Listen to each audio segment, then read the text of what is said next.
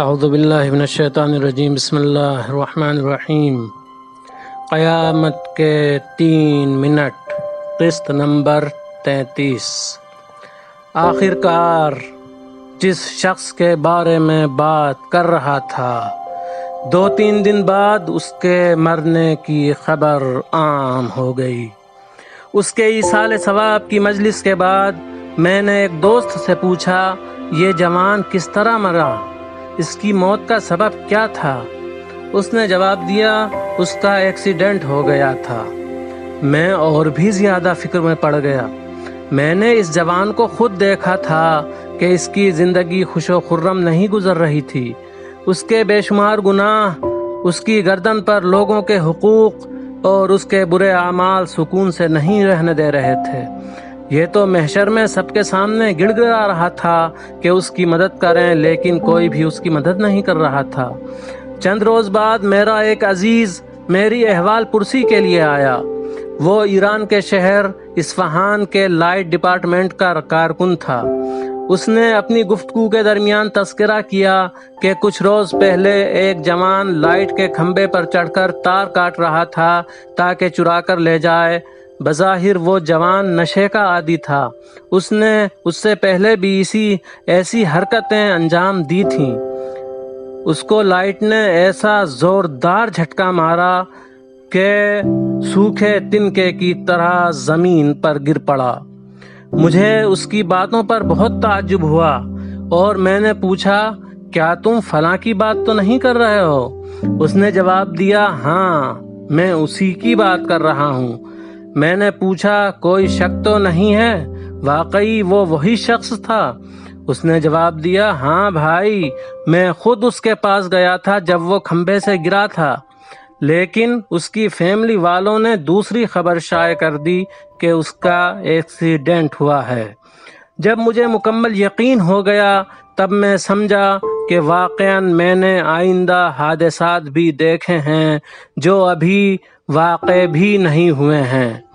میں نہیں جانتا تھا کہ آخر کیسے ممکن ہے، تو اپنے دل کی تسلی کے لیے ایک عالم دین کی خدمت میں پہنچا اور سارا ماجرا بیان کیا۔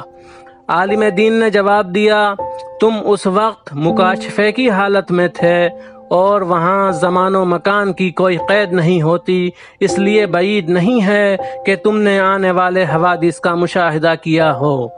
عالم دین کے جواب کے بعد میں مطمئن ہو گیا کہ جن دوستوں کو عروس شہادت سے بغلگیر ہوتے دیکھا ہے وہ بھی ضرور وقوع پذیر ہوگا۔ میرے صحیح ہونے کے 2-3 ہفتے بعد میرے والد ایک حادثے میں زخمی ہو گئے اور کچھ دن بعد دنیا سے گزر گئے۔ میں بہت رنجیدہ ہوا، لیکن اپنے مرحوم چچا سے محشر میں جو ملاقات ہوئی تھی وہ یاد آ گئی، جو کہہ رہے تھے کہ یہ باغ میرا اور تمہارے والد کا ہے، تمہارے والد بھی ہم سے بہت جلد ہی آ کر مل جائیں گے۔ ٹھیک ہو کر ایک روز میں اس شہر گیا جہاں بچپن اور جوانی گزری تھی۔ اپنی پرانی مسجد کی طرف گیا، ایک بزرگ سے ملا، دعا سلام کر کے نماز کے لیے مسجد میں گئے۔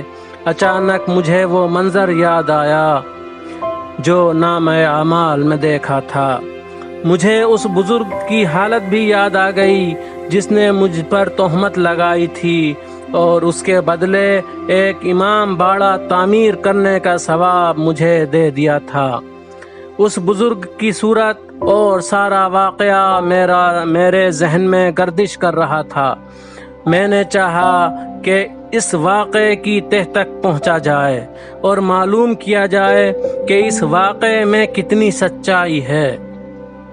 اگرچہ مجھے یہ یقین تھا کہ باقی واقعات کی مانند یہ واقعہ بھی 100% صحیح ہے، لیکن جو امام باڑہ مجھے دیا گیا تھا میں اسے قریب سے دیکھنا چاہتا تھا۔ میں نے مسجد میں موجود بزرگ سے سوال کیا، کیا آپ کو فلاں صاحب یاد ہیں جو 4 سال پہلے دنیا سے گزرے ہیں؟ بزرگ نے جواب دیا، ہاں کیوں نہیں، بہت نیک انسان تھا، خدا اس کی قبر کو نورانی کرے۔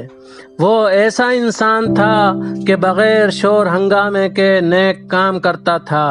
ایسے انسان بہت کم ہوتے ہیں۔ میں نے کہا ہاں بالکل صحیح۔ کیا آپ کوئی ایسی چیز جانتے ہیں جو انہوں نے وقف کی ہو، مثلا مسجد یا امام باڑہ وغیرہ؟ بزرگ نے جواب دیا مجھے اس کا علم نہیں ہے، لیکن فلاں صاحب جو مسجد میں اس طرف بیٹھے ہیں ان کے مرحوم سے اچھے تعلقات تھے، وہ یقیناً جانتے ہوں گے، ان سے معلوم کرو۔ نماز کے بعد ہم ان بزرگوار کی خدمت میں پہنچے اور مرحوم کا ذکر خیر کرنے کے بعد میں نے اپنا سوال پیش کیا۔ بزرگوار نے جواب دیا مرحوم بہت نیک طینت انسان تھے، ان کو یہ گوارا نہیں تھا کہ ان کی نیکی کے چرچے ہوں، لیکن چونکہ اب وہ دنیا سے گزر چکے ہیں تو میں بیان کر رہا ہوں۔ انہوں نے مسجد کے بائیں جانب اشارہ کر کے کہا یہ جو امام باڑہ تم دیکھ رہے ہو انہی نے بنوایا تھا اور بنوانے کے بعد وقف کر دیا۔ تمہیں معلوم نہیں کہ اس امام باڑے کی خیر و برکت کتنی زیادہ ہے؟ آج بھی تعمیری کام چل رہا ہے اور اس امام باڑے کو مسجد سے ملحق کرنے کی کوشش میں لگے ہوئے ہیں تاکہ نمازیوں کے لیے جگہ وسیع و عریض ہو جائے۔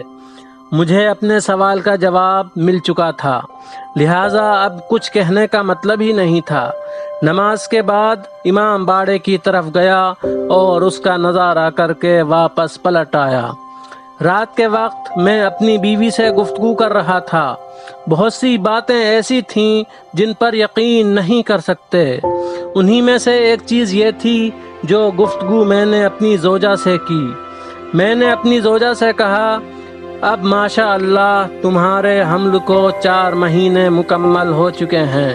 تمہیں یاد ہے نا میں آپریشن سے پہلے تمہیں اسپتال لے کر گیا تھا اور وہاں سونوگرافی میں یہ بتایا گیا تھا کہ تمہارے شکم میں بیٹا ہے؟ زوجہ نے جواب دیا ہاں بالکل ایسا ہی ہے، میرے پاس وہ رپورٹ بھی موجود ہے۔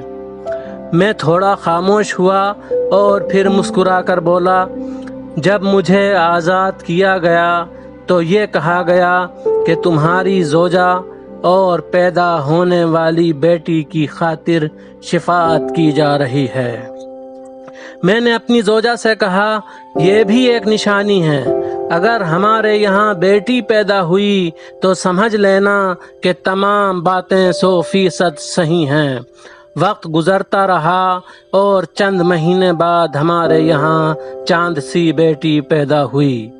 ان تمام چیزوں کے علاوہ جب میں عام قبرستان میں جاتا تو عجیب وحشتناک آوازیں سنائی دیتی تھیں، لیکن جب شہیدوں کے قبرستان میں جاتا تو وہاں نہایت آرام و سکون کی حالت تھی۔ شہداء کے علاوہ دیگر قبور کی آہ و بکا نے مجھے وحشت زدہ کر رکھا تھا۔ یہی وجہ ہے کہ میں صرف جمعے کے روز صبح کے وقت قبرستان جانے لگا۔ آخر ایسا کیوں ہوتا تھا، اس کو جاننے کے لیے سنتے رہیے پروگرام 2 پل فلک میڈیا کے ساتھ۔